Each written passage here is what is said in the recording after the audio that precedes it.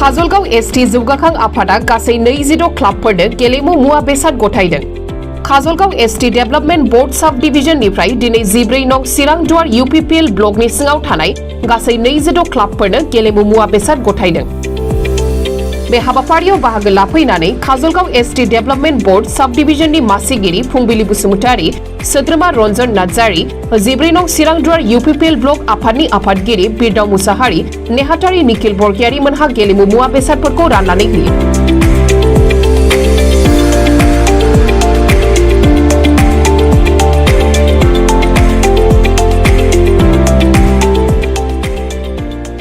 खुलुमनाय थाबाय। दिनै 14 चिरांदुवाराव एसटी डेभेलपमेन्ट बोर्डनिफ्राय Kajalgaon sub division ST development बोर्डनिफ्राय दिनै स्पर्ट्स आसि आरो स्पर्ट्स रानफैनाय हाबाफारि लानाय जादों।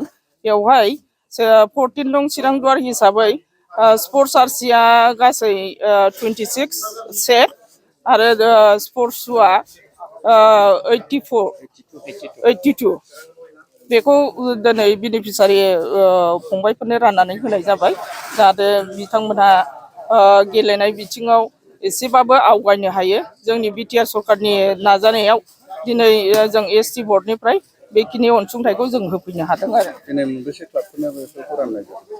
दिनै 26टा क्लाबनो होनाय जाहैबाय।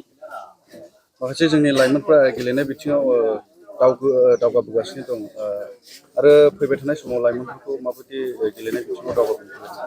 दा आङो बुंनो सानो फैबाय थानाय समाव जोंनि लाइमोनफोरा जाहाथे गेलेनाय बिथिङाव रावनिबो उन जाया, आवगायलांबाय थानो हायो, बेखिनिखौ थुलुंगा होनो थाखाय बेफोर हाबाफारिखौ लानाय जादों। फैबाय थानाय समाव आरो नेक्स्टआव फैगोन बोसोराव नोंथांमोना बेनिफ्राय साबसिन आरो बिटिआर सरकारनि जानानै नाजाबावगोन? बेखौथ' जोङो सिन्था खालामदों। दा जोंनि सरकारा मा बिथोन होयो बेखौ जों दा बुंथ'नो हाया आरोखि। खौरांगिरि नोंथांमोननिसिम आंनि खुलुमनाय आं जासिबाय आरो खौरां नायगिरि नोंथांमोननिसिमबो आंनि बरायनायखौ आं जासिबाय।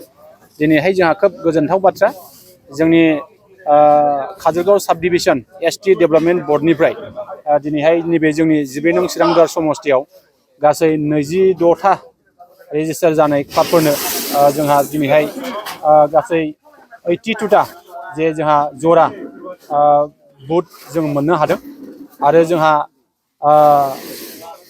26टा जे क्लाबनो जे जोंहा दिनैहाय जोङो नैबे जार्सि जों राननो जोङो हादों। दा आङो खोब गोजोननाय मोनदों। आं आसा खालामदों जोंनि बिटिआर सरकार, थामहिनबा प्रमद बर' दैदेननाय जे सरकार, बे सरकारनि गेजेरजों जोंहा जथेस्थ' जोंनि क्लाबफोर जौगानायनि थाखाय दिनै बेबायदि हाबाफारिया सोलिगासिनो दङ। जों मिजिं खालामो जे फैबाय थानाय समाव जोंनि बे बिटिआर हालामाव जे गेलेनाय बिथिङाव मोनसे जावरिखांनाय निश्चय फैगोन, बेखौ जों मिजिं खालामदों आरो आं आसा खालामो जोंनि 14 नं चिरांदुवार समस्तियावबो निश्चय बे गेलेनाय बिथिङाव जोङो निश्चय जावरिखांनायखौ फैगोन, बेखौ जों मिजिं खालामदों। आं मिजिं खालामगोन दिनैहाय जोंनि काजलगाव साब डिभिजन एसटी डेभेलपमेन्ट बोर्डनिफ्राय जिखिनि जोंनो बे मुवा बेसाद होफैबाय, बेनि थाखाय आङो जोंनि काजलगाव साब डिभिजन डेभेलपमेन्ट बोर्डनि जोंहा मासिगिरि आब' फुंबिलि बसुमतारी बिथांनो आङो साबायखर जासिगोन आरो जोंनि सोद्रोमा जा रन्जन नार्जारी आरो जोंहा मखनार बसुमतारी बिथांमोननोबो आं साबायखर जासिगोन आरो आङो साबायखर जासिनांगोन जोंनि बिटिआरनि जोंहा गाहाय मावफुं सोद्रोमा प्रमद बर' बिथांनोबो आं साबायखर जासिदों। लोगोसे जोंहा बिटिआरनिनो EM दावबायसो बर' बिथांनोबो जों साबायखर जासिनांगोन।